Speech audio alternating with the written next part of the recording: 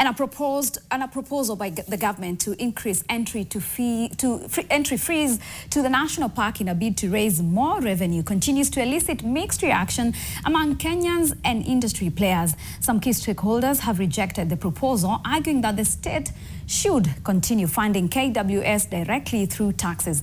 They argue that the fee increase will reduce the number of tourists visiting the parks, considering the high inflation rate.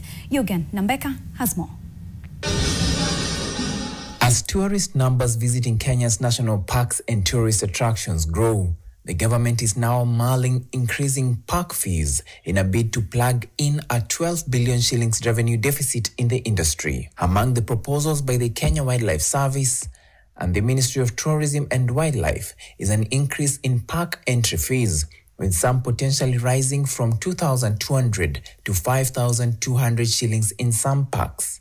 The proposal has been met with mixed reactions in coastal public participation exercises. Sasa imekuwa ni lazima kwa sababu hata hali ya maisha imepanda, ni vizuri pia ziongezeke kwa sababu tunaona katika KWS kumekuwa na a lot of activities and challenges. Hususan sana upande wa problematic animal control unahitaji a lot of efforts and a lot of resources. Wamekuja na proposals zao na sisi tumewapatia proposals zetu.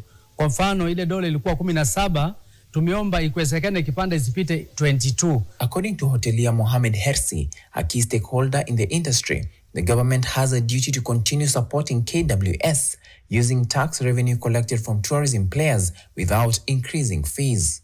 Fees alone will not be able to sustain conservation.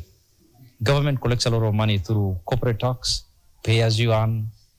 There are a lot of taxes they collect from us, including VAT, which they collect from tourism players. And you realize that we contribute a lot, to the exchequer. So we expect them also to support KWS in return, because if we don't have the numbers, then there will be all those taxes will not be there. However, KWS has maintained that there is need to increase game and marine park fees as a way to improve services and revive many stalled programs.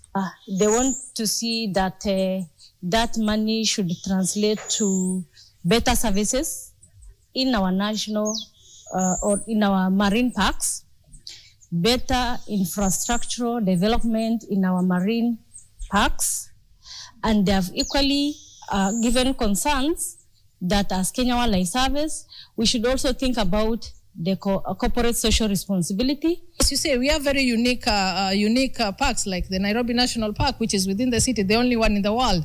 And yet we have not mapped it as a premium park. So I think these are some of the things that we are entirely reviewing on how do we categorize our parks, and also how then do we utilize the opportunities that we have and the uniqueness that Kenya possesses for us to be able to market ourselves as a premium destination. KWS says public participation will continue across the country before the fees are reviewed, promising to consider stakeholders' views before implementing any changes. Yugen Nambeka, NTV, Mombasa.